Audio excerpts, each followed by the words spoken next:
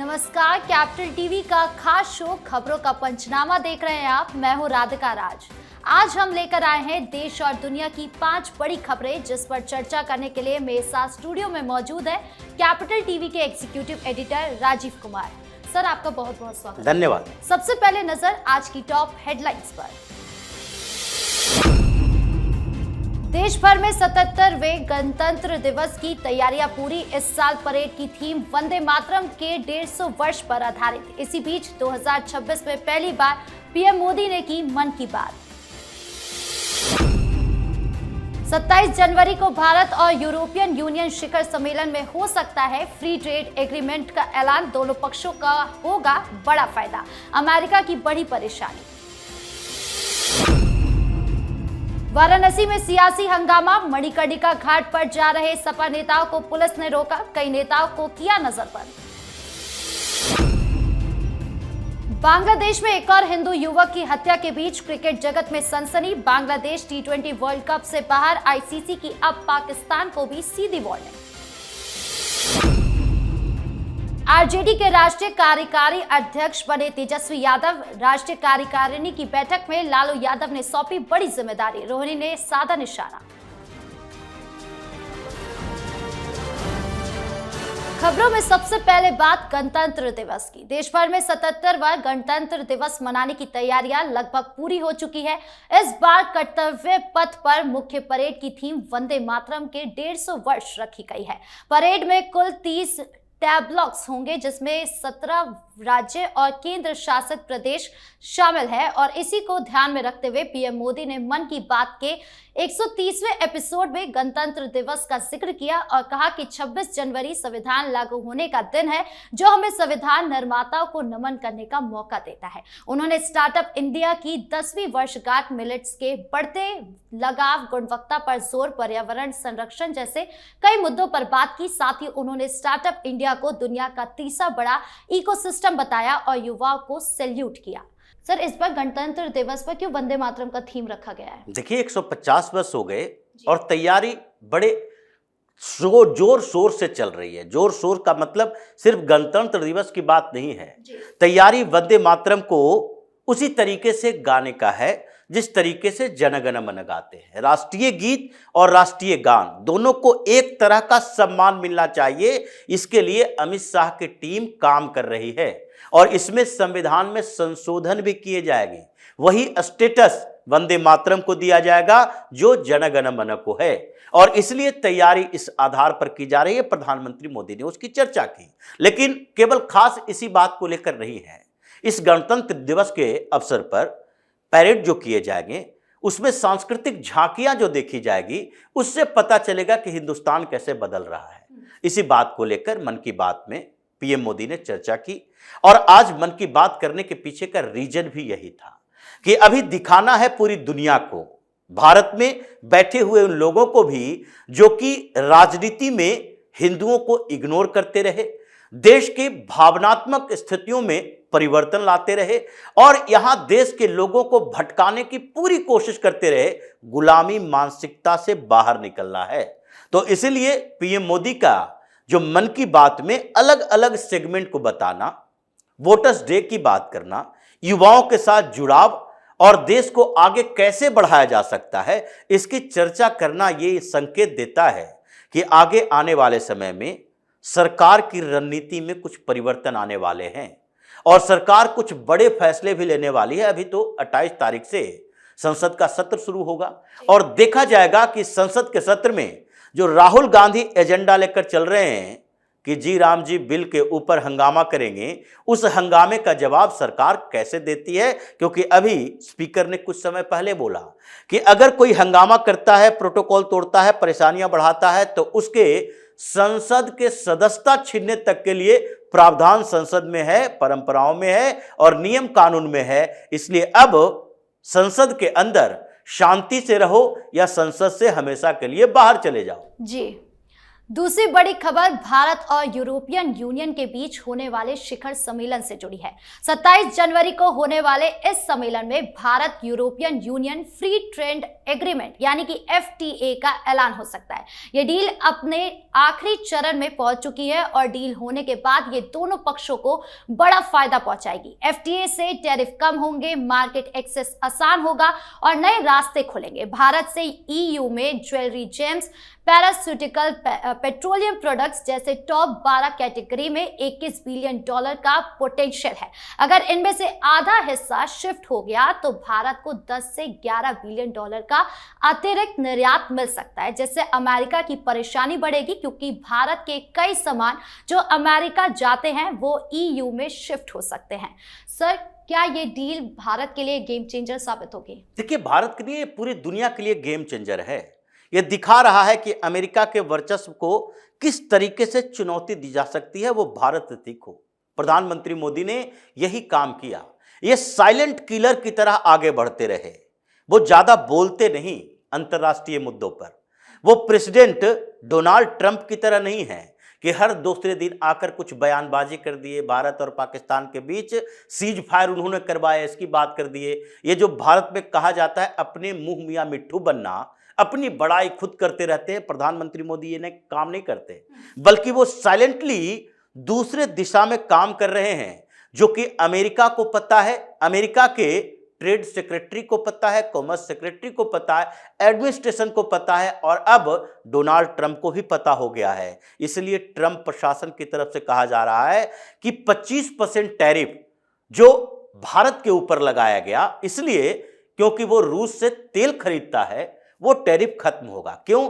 क्योंकि इससे पहले एक बात कही गई अमेरिका की तरफ से कि हमने जब EU को, यूरोपीय यूनियन को ये कहा कि आप भी भारत के ऊपर टैरिफ लगाइए क्योंकि आपको परेशानी है रूस और यूक्रेन युद्ध से, और उसमें भारत रूस की सहायता कर रहा है उससे पेट्रोलियम खरीदकर, लेकिन EU ने रिफ्यूज कर दिया। यह अमेरिका की तरफ से कहा गया। अब ऐसा लग रहा है कि चूंकि EU और भारत के बीच फ्री ट्रेड एग्रीमेंट होने वाला है, लगभग सारी फॉर्मेलिटी पूरी हो चुकी है, इसलिए गणतंत्र दिवस के अवसर पर मुख्य अतिथि के तौर पर EU के, यूरोपियन काउंसिल के चीफ और EU कमीशन के प्रेसिडेंट, ये दोनों को बुलाया गया।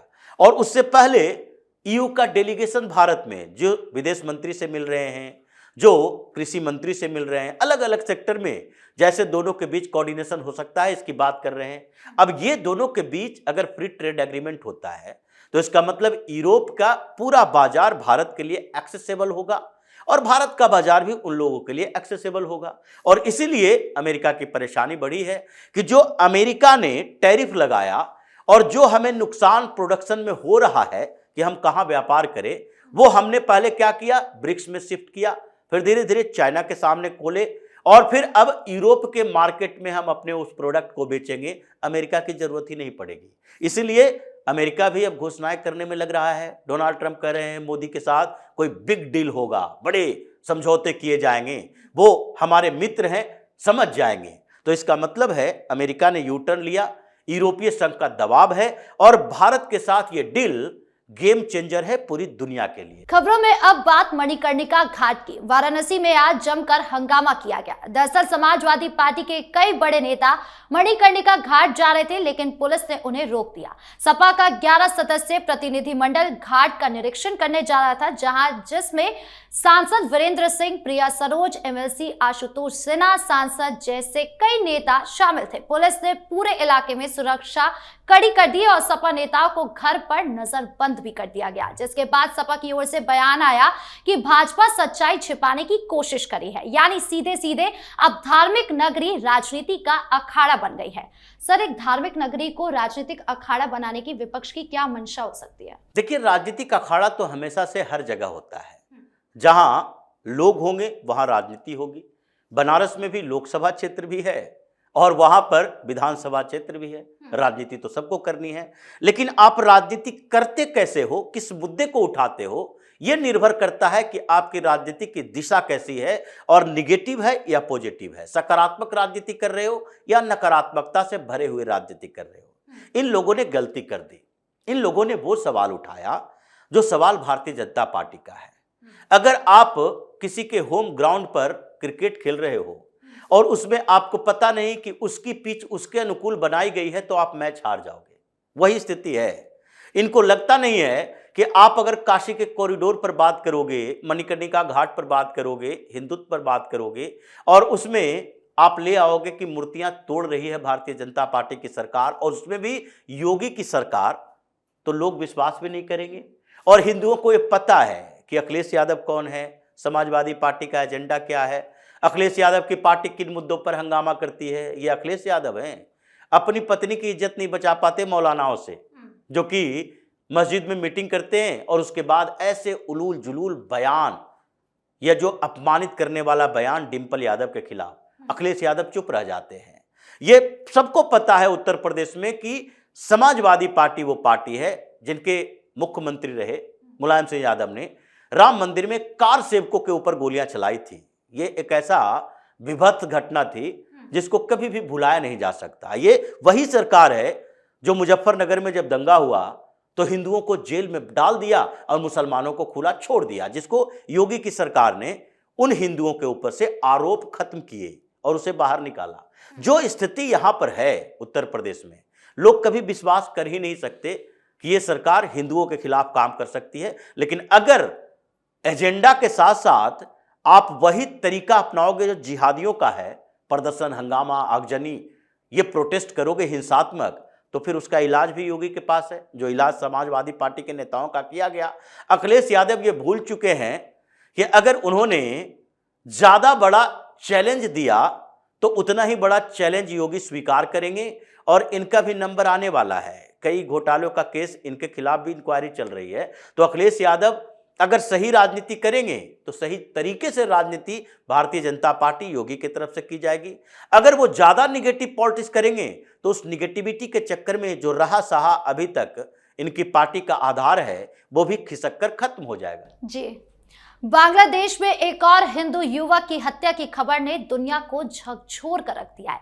बांग्लादेश में 23 साल के चंचल भौमिक नाम के युवक को दुकान में जिंदा जला दिया। देर रात हिंदू युवक को सोता देख हमलावरों ने दुकान का शटर नीचे किया और पेट्रोल छिड़ककर हिंदू युवक को आग के हवाले कर दिया। चंचल चीखता रहा लेकिन हमलावर तब तक खड़े रहे जब तक उसने अपना दम नहीं तोड़ दिया।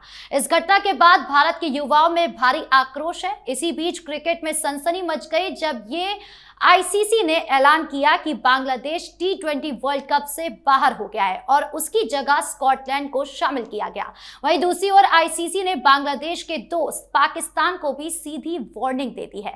सर, क्या बांग्लादेश में जो हो रहा है उसी का असर अब क्रिकेट जगत में भी देखने के लिए मिल रहा है? देखिए, बांग्लादेश में जो हो रहा है उसका असर हर जगह दिखेगा। भारत अब वो भारत नहीं है जिसमें अड़ोस पड़ोस की घटनाओं का कोई फर्क नहीं पड़ता था, जिसमें देश की घटनाओं का भी फर्क नहीं पड़ता था। कहां हिंदुओं के साथ क्या हो रहा है उसे सरकार को लेना देना नहीं होता था। मुसलमानों के समर्थन वाली सरकारें हुआ करती थी। इसीलिए अभी इसका असर हर जगह पड़ेगा। अभी बांग्लादेश चारों तरफ से घिरा हुआ है। चुनाव होने दीजिए, चुनाव की प्रक्रिया चल रही है और अभी शेख हसीना अपने समर्थकों को बता रहे हैं, ऑडियो मैसेज दे रहे हैं कि देखो, वहां पर सरकार अगर तुम्हारी बनी या सरकार यूनुस के हाथों से नहीं गई, जमातियों, कट्टरपंथियों, ये जिहादियों के साथ अगर सरकार बन गई तो फिर तुम लोगों का कल्याण नहीं हो सकता। भारत तुमसे संबंध नहीं रखेगा और अपने आप में तुम खुश हो नहीं, इसलिए तुम भी उसी तरह की इकोनॉमी, उसी तरह की व्यवस्था वाला देश बनोगे जैसा पाकिस्तान है, जैसा अफगानिस्तान है। इसलिए बांग्लादेश में चेतावनी जारी की जा रही है और भारत ने इस पर सवाल भी उठाया। लेकिन इसी मामले को लेकर बांग्लादेश का बायकॉट हुआ तो क्रिकेट में भी उन लोगों को लगने लगा नहीं नहीं, हम भी नेगोशिएट कर सकते हैं। हैसियत नहीं है तो नेगोशिएशन कैसे? अगर इसने हैसियत दिखाने की कोशिश की तो वर्ल्ड कप से बाहर कर दिया गया।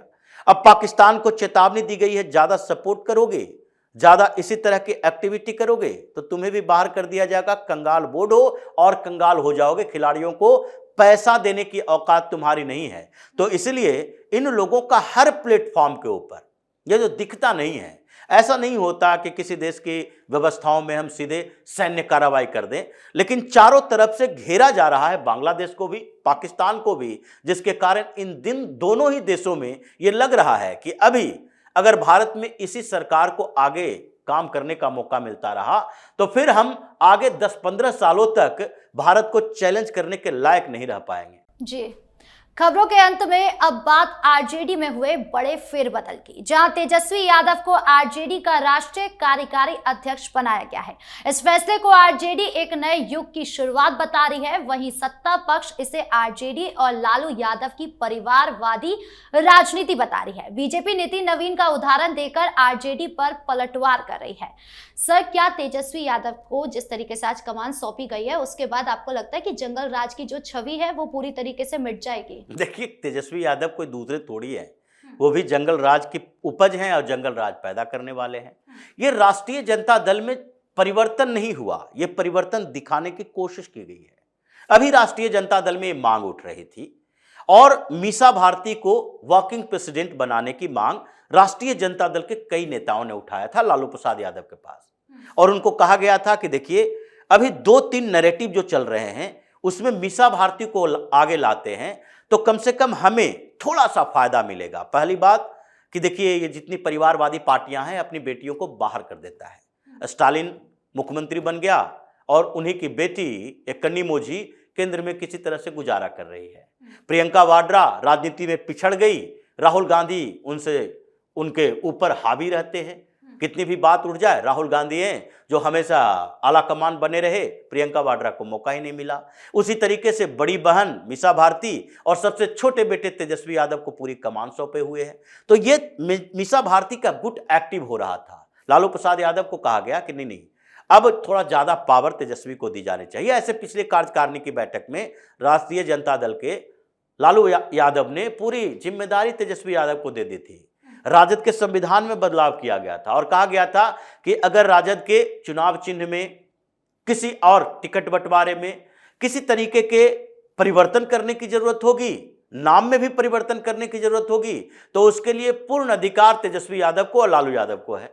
पावर शेयरिंग तो हो चुका था, अधिकार पूरे दे दिए गए थे, तो इसलिए वर्किंग प्रेसिडेंट बनाया गया कि जब प्रेसिडेंट अभी लालू यादव थोड़े सा ज्यादा अस्वस्थ हैं तो ऐसी स्थिति में तेजस्वी यादव के लिए कुछ एक मौका दे दो, दिखा दो कि नहीं, लालू प्रसाद यादव का हाथ है उनके ऊपर। क्योंकि पिछले कुछ समय से तेजस्वी यादव के साथ साथ तेज प्रताप यादव के साथ भी लालू यादव मुलाकात किए, मीसा भारती भी एक्टिव नजर आई और उसके बाद रोहिणी का प्रकरण भी हो गया, तो तेजस्वी यादव को ज्यादा ताकत की जरूरत पड़ गई। इससे परिवर्तन कुछ नहीं होगा, राजद वही की वही रहेगी। हालांकि परिवार में और पार्टी में थोड़े से विस्फोट होंगे, क्योंकि अब उनके परिवार के दूसरे लोगों को लगने लगा कि तेजस्वी यादव उनका कैरियर खाने वाले हैं, तो विद्रोह बढ़ेगा संगठन में भी, सरकार में भी। और कई राजद के जो बुजुर्ग नेता हैं वो तेजस्वी यादव से वो कमांड नहीं ले पाएंगे, वो निर्देश ले पाएंगे तो उसका पालन नहीं कर पाएंगे जो लालू यादव कर पाते थे। इसलिए राजद की समस्या इससे बढ़ेगी,